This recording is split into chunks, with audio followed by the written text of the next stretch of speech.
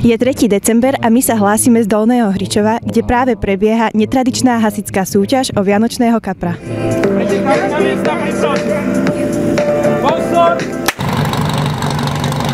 Práve tu máme organizátora z Dolného Hričova. Ahoj.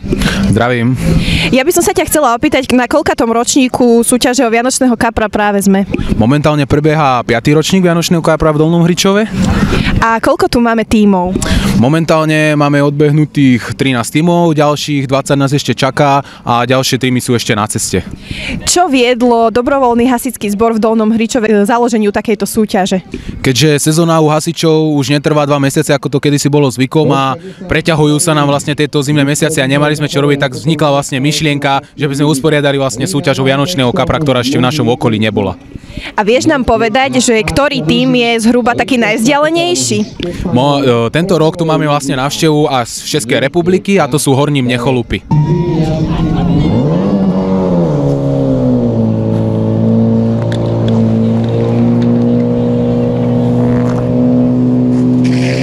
Ty si teraz práve odbehol svoj útok, ako sa ti bežalo?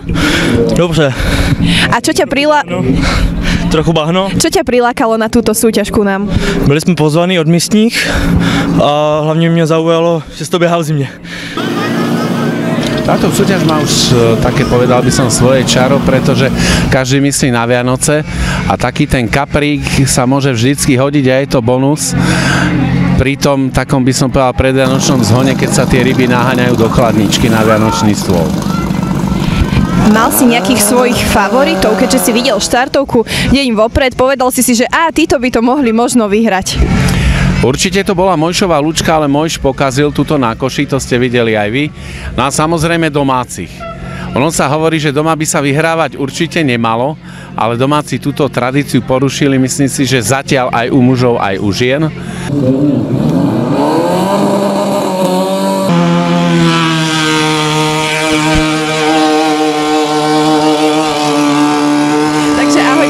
Odbehol svoj útok za Dolný Hričov B, ako sa cítiš? Zima mi je, aj keď som to pokazila zima. A aký post behávaš, prosím ťa? Košík, ale za Ačko. Takže si museli ísť do tej studenej vody. Aký je to pocit, keď sa ponoríš do vody a zrazu cítiš tú zimu? Zima! Súťaž o vianočného kapra vyhrali obidve domáce družstva Dolných Hričov ženy a Dorky a Dolných Hričov muži. Pre dobrovoľných hasičov Adriana Balajová. Na vianočnú